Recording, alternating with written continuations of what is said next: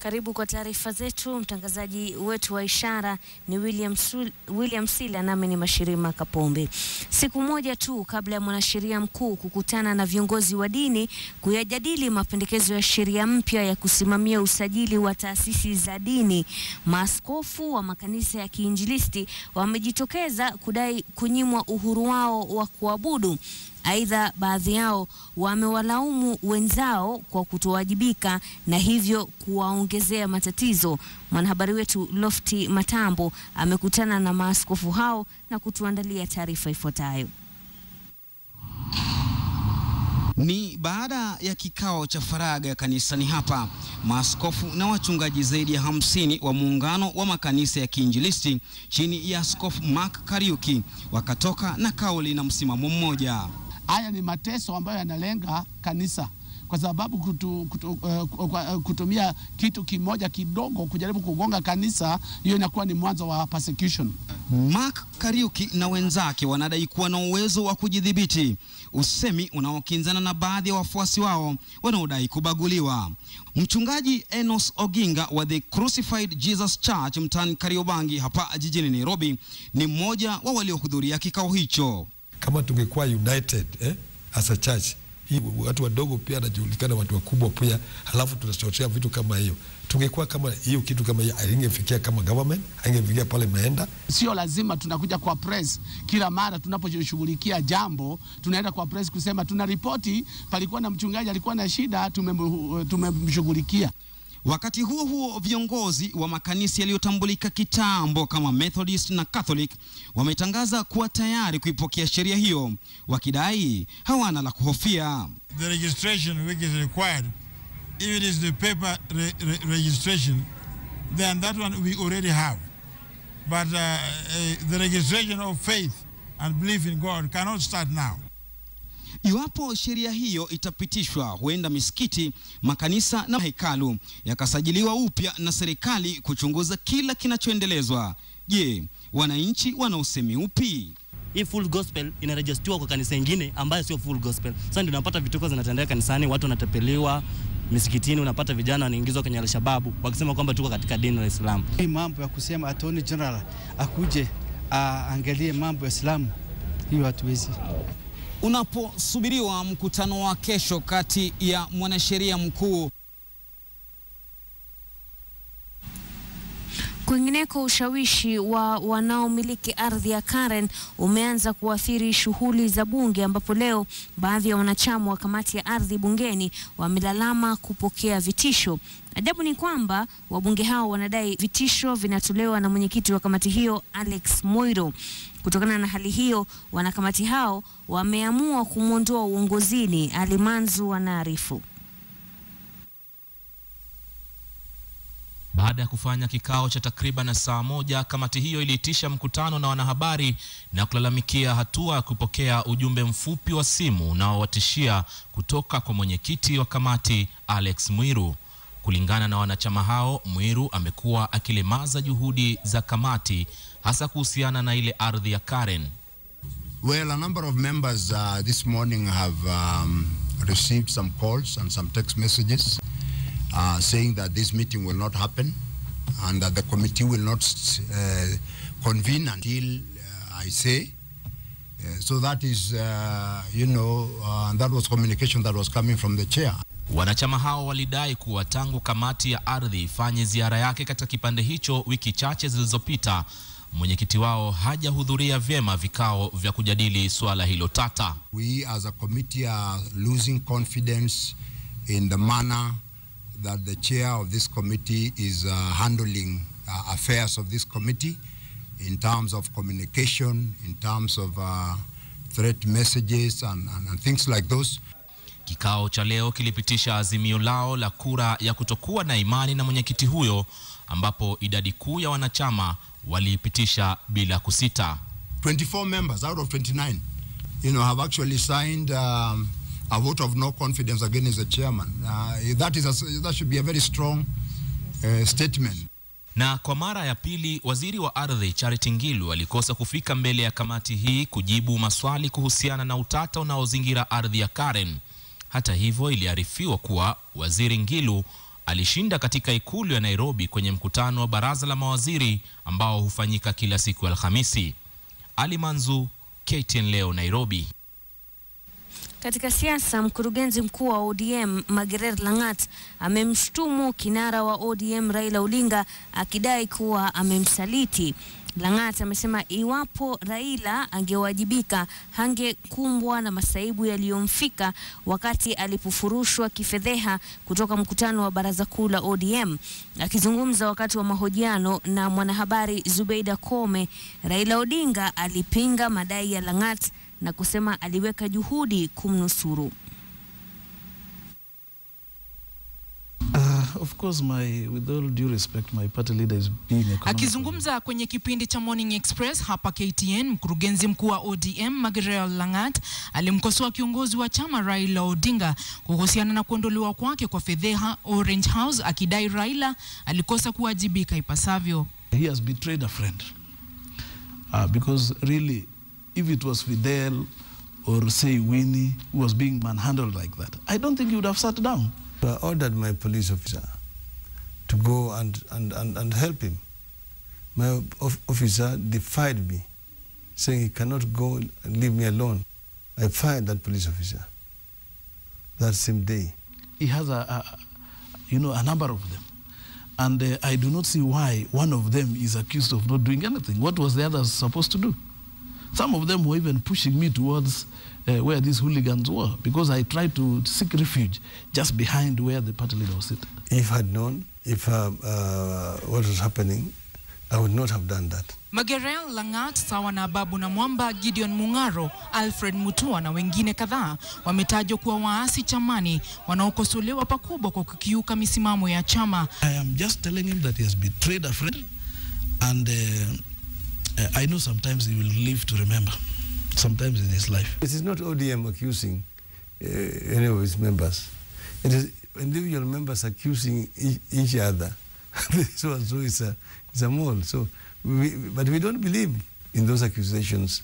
Kinani kwamba licha ya hakikisho la Raila Odinga kwa mara nyingine tena, Gideon Mungaro, Alfred Mutua, Gor Langat na Babu na Mwamba walifanya mkutano mwingine kwa siri hapo jana katika hoteli moja hapa jijini, japo hadi sasa haijabainika ajenda ya mkutano huo. I don't think it's right to try to micromanage grown-ups, members of the political party.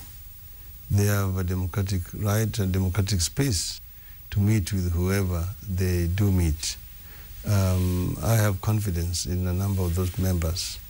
Honorable Namwamba has since come to see me and explained to me the circumstances under which that photograph was taken. And he has said he has no intention of leaving the party. Tayari kamati imebuniwa kuchunguza madai dhidi ya Langat, kamati hiyo ikitarajiwa kutoa mapendekezo yake chamani. We find Magor's outbursts as an attempt to cover up his inadequacies in management and a ploy to play to the galleries by peddling lies which he cannot substantiate. Honorable Wafula Bukki was reprimanded seriously for breach of conduct. You cannot, as a member of staff, appoint yourself in any other capacity. There are the employers who will decide who is going to do what. Hayo yakiarifiwa, baraza kuu la chama hicho linajitayarisha kwa mkutano utakaofanyika tarehe 28 mwezi huu kujadili mikakati ya kuandaa kongamano la wajumbe ili kukiimarisha chama. Zubeida Kome, KTN leo. Tume ya utekelezaji wa katiba sasa inapendekeza hatua za kisheria zichukuliwe dhidi ya bunge la taifa iwapo litaendelea kuitenga Seneti kwenye upitishaji wa sheria zinazoathiri serikali za kaunti. CSC imetoa kauli hiyo siku moja baada ya kumwandikia waraka Rais Uhuru Kenyatta kumwomba asitie saini mswada wa madini uliopitishwa bila mchango wa Seneti.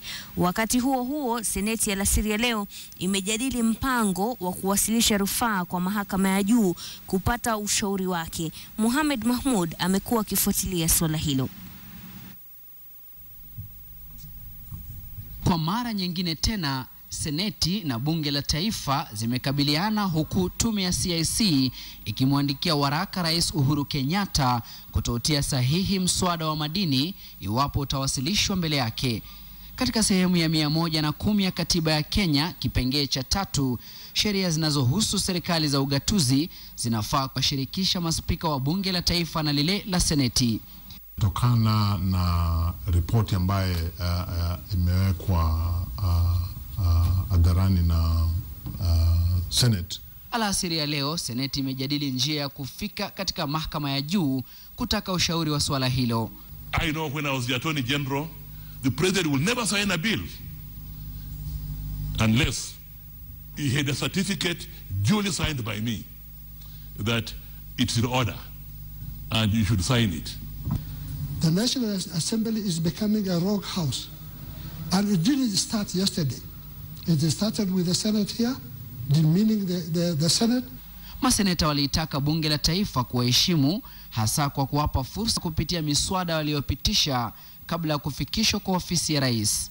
Is that the Senate is simply trying to ensure that the constitutional authority of this Senate is recognized and respected, and that we are telling all parties involved that tends to undermine the authority of the Senate, that this Senate is willing to protect itself. Seeking an advisory opinion is a constitutional right for this House, and I think it's the only way to go to be able to get some direction. It's about time we originated a law which requires the Attorney General to follow certain steps and therefore conform to certain things. Tume ya CIC inasema iwapo Bunge la Taifa limekiuka katiba, lazima lichukuliwe hatua za kisheria. Kama haikufuatwa, makosa itakuwa juu ya maspika wawili. Kufikia sasa, Rais Uhuru Kenyatta ametia sahihi takriban miswada 67 kuwa sheria ambayo inazozaniwa kwenye zogo hili. Mohamed Mahmoud, KTN leo. Na taarifa hiyo ndio inatufikisha katika sehemu ya kauli yako, ambapo hii leo tunauliza, je, unaunga mkono hatua ya Bunge la Taifa kuidunisha Seneti? Je, unaunga mkono hatua ya Bunge la Taifa kuidunisha Seneti? Unaweza kushiriki katika mjadala huu kupitia nambari 22155 ukituma rafa ukianza na neno ndio au la, ama kupitia mtandao wa Twitter @KTN leo ama @mkapombe, na bila shaka tutaweza kusoma baadhi ya jumbe zenu katika taarifa hizi. Tukiachana na hayo, wenyeji wa eneo la Kapedo linalokumbwa na operesheni ya vikosi vya usalama wanadai kuhujumiwa na maafisa wa usalama waliopelekwa katika eneo hilo. Mwanahabari wetu Kamchi Menza aliyazuru baadhi ya maeneo ya Baringo Mashariki na anasema amepata mifugo kadhaa wakiwa wameuawa, huku wakazi wakidai ni dhibitisho la kazi za vikosi hivyo. Hii ni mizoga baadhi ya mifugo ambayo wenyeji wa eneo la Sserenkumah wanadai imeuawa kwa kupigwa risasi hapo jana. Peter Kamama anadai kupoteza ng'ombe wake 6. Haya ni makanda ya risasi yaliyosalia. Na sasa wamesalia kuponya wanyama ya ng'ombe hawa angalau kupunguza hasara, lakini wana wasiwasi kuwa huenda wakakumbwa na uhaba wa chakula iwapo mifugo wao wataendelea kuangamizwa. Tukatoroka, tulikuwa karibu hapo, tukatoroka tukaenda kabisa mpaka tukakuja usiku tukakuja kupata ng'ombe imemalizwa yote hapo Sserenkumah. Kama binadamu amefanya makosa na wanyama inafanya makosa gani? Au manyumba kuchomwa inafanya makosa gani? Sasa sijui hii ni operation ya mabunduki kweli au hii ni mambo mengine. I don't know. Hatuamini kama hii ni operation ya mabunduki.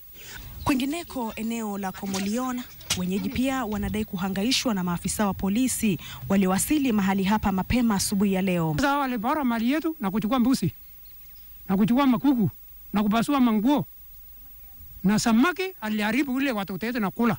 Sisi nakimbia mpaka mimi naanguka kwa hapa na kupeleka mtoto mpaka naanguka na mtoto. Sisi hajui kitu ya mtu. Sisi ni Wakristo. Wachameni, hii ni kitu heri Mungu ungalia sisi. Afisi ya chifu kata ya Komolion John Mkutani na baadhi ya maduka katika kituo hiki vile inadaiwa kufanyiwa uharibifu. Operesheni inayoendelea katika eneo hili, wenyeji wanadai kuwa imewasababishia hofu kuu.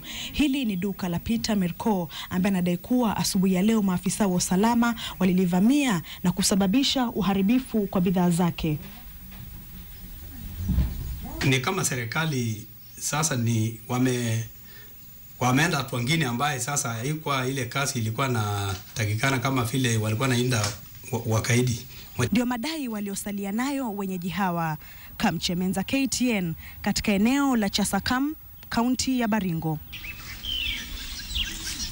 Na mtazamaji, taarifa zetu za leo haziwezi kuwa kamili bila kamusi ya leo.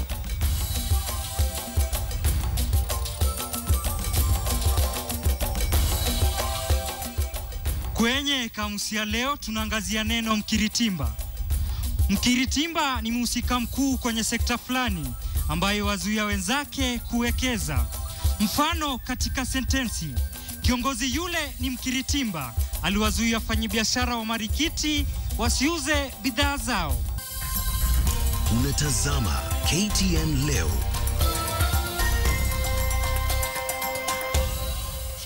Tuweze kuangalia jedwali la jinsi ubadilishanaji wa fedha za kigeni ulivyofanyika hii leo katika soko la hisa.